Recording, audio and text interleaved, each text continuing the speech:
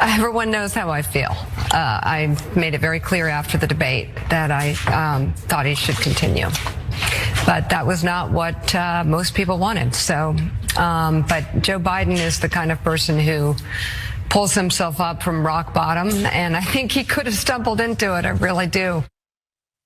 That was a video clip from Case Study QB, who watches cable news and clips out the relevant moments, so you don't have to watch it. So thank you for that. But last week, Mika Brzezinski admitted that she thinks that Joe Biden could have. Anak Kasparian just torched a woke MSNBC host. And honestly, it's hilarious.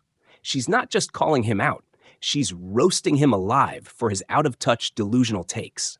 You'd think MSNBC was running a comedy show with the way they're confidently predicting that Biden's a guaranteed win. But Kasparian? Oh no, she's not letting that slide.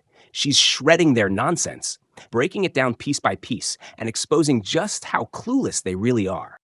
Stumbled his way into a second term had he remained in the 2024 presidential race. Now, you heard a small portion of why she thinks that. Maybe she makes a better point with fuller context involved. So let's take a look. People responded very badly when he beat Trump during that campaign to Trump bullying him or going after his remaining son. People stood up for Joe Biden because they knew who he was. They know who he is. And I think an aging Joe Biden is very self-aware about that, and so is his team around him.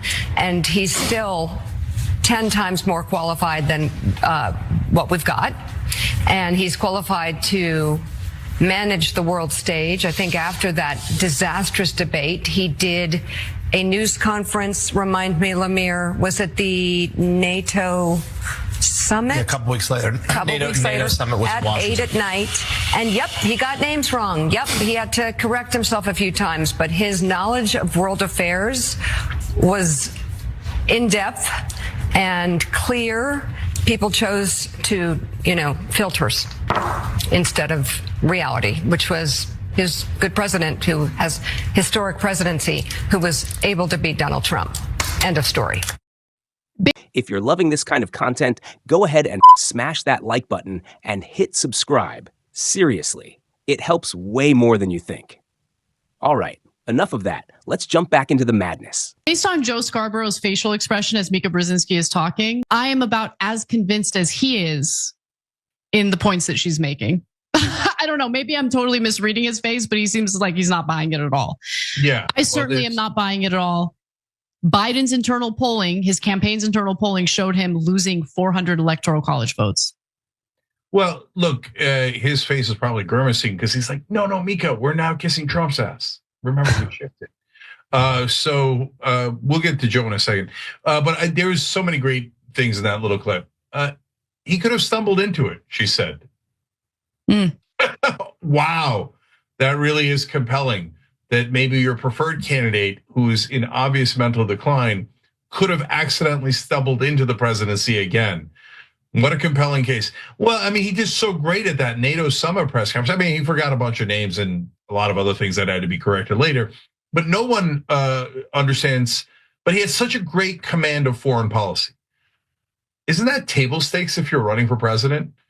I mean, I know it isn't lately. Trump barely knows foreign policy, and Biden's foreign policy was, Israel, what should I write in the blank check I'm about to send you for slaughtering Palestinians? Oh, by the way, that'll make me deeply, deeply unpopular, as a poll that we just shared with you guys shows. Only 20% of Americans liked his policy towards Israel. And among the young, it was under 10%. So, wow, what command of foreign policy. Okay, so it just, every part of this is comical, but the most hilarious part was when she said that people chose filters instead of reality. You're the filter, Mika. You're the filter who is detached from reality. His own advisors said 0% chance of winning, 0% but that's reality. But Mika's filter is, oh, so if you add another 1 and another 0, that gets to 100%. So Biden would have won. Biden would have won. No, you're the ludicrous filter. Woke media is crashing, And honestly, mainstream media isn't far behind. They've lost the plot. And at this point, I don't think there's any way the two sides of the political spectrum in America ever see eye to eye. The divide isn't just deep, it's getting worse. It's like two completely different worlds, and the gap keeps growing. Every now and then, it feels like there's a shift. More people start questioning things. Trump wins. The culture starts moving in a different direction. But just when it looks like momentum is changing, the media and the establishment pull something out of thin air. Suddenly, there's another crisis, another narrative, another way to turn the public against Trump and conservatives. And the craziest part? People fall for it, every single time. There are a few people who haven't been completely brainwashed. People like Anna Kasparian, Joe Rogan, and Russell Brand. They didn't change. The left just went off the rails and left them behind. But the sad reality? Most people are way too easy to manipulate. The culture is stuck in this endless loop, swinging back and forth like a pendulum. One election cycle, it's going right. The next, it's pulled back left. And as long as people keep falling for the same tricks, the cycle will never break. Decline as he was in the top political post in the country, the most powerful position, certainly in the United States, but most powerful position worldwide. Let's keep it real. She was okay, right? Like her audience is there. It's not impacting her cushy life negatively in any way, shape, or form. Inflation, what inflation? Inflation is just totally unbothered by that. In fact, I remember after the presidential election, she and Joe Scarborough did a segment where Joe Scarborough was shocked at the price of butter. He's like, oh my God, $8? $8 for a stick of butter? Yeah, Joe, where have you been, homeboy? And it's because they're unbothered, they're untouched by the disastrous policy decisions and some of the economic issues that riddled Biden's term. And so while on one hand, I'm making a point about Joe Scarborough appearing to be confused by Mika's ridiculous points, in the next clip that we're about to watch, you'll see that Joe Scarborough seems to be befuddled about other things as well that he should not be befuddled by. Let's take a look.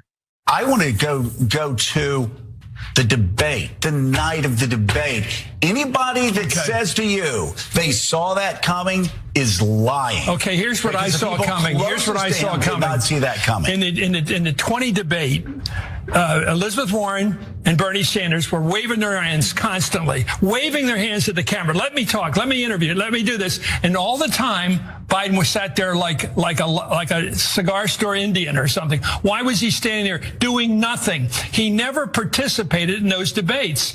Maybe there's something about him and doesn't want to debate. I don't know what it is. And I don't know if we even the three of us could figure this out about Joe Biden and his decision about not wanting to debate. But he didn't debate in June. Well, this is a question for historians, and I would love to. You know, everybody thinks there's this grand conspiracy. It was this grand conspiracy to hide him. You know, I did not see that. What exactly is a cigar store Indian that Chris Matthews just made a reference to? What was that? Yeah, so he makes such antiquated references. In the old days, they would have this. Anyway, I don't even want to explain it. Let's get to the Okay, yeah, don't. Go ahead. Yeah, so it's so funny that he kind of, there's the two statements that he made kind of explain what's wrong here. So first he says, if anyone told you that they saw Biden doing poorly in the debate and being in mental decline before the debate, they're lying. Now that's hilarious, right? Because half the country saw that Joe Biden was in mental decline and they thought he was going to do terrible in the debate, and they were right. Now most of that was right wingers, and you can say they're biased, but it wasn't all right wingers. We thought he was going to do terrible in the debate. We thought he was in mental decline, and we said that about a year before the debate, and we were proven spectacularly correct. Everyone with functioning eyeballs could see that Joe Biden was basically running on autopilot. And honestly, it wasn't even funny. It was just sad. I'm actually relieved we don't have to keep pretending it's a joke because, let's be real, the whole thing felt like elder abuse. They shoved him into that position, and the poor guy looked like he had no idea what was happening half the time. Did he make a single original decision while in office? Nope. And that right there proves my point. People are way too easy to manipulate. The media convinced millions of Americans to vote for someone who could barely finish a sentence, let alone run a country. And let's not forget the fact that this man was literally falling apart in real time, and some folks still wanted him back for another round. Are we watching the same movie? That's why people like Anak Kasparian and even Jen, even though I don't fully trust his recent shift, are spot on about these MSNBC clowns. Joe Scarborough and his buddies? They don't live in the real world. They'll push any narrative they want because they never have to deal with the fallout. The economy tanks, the country spirals, not their problem.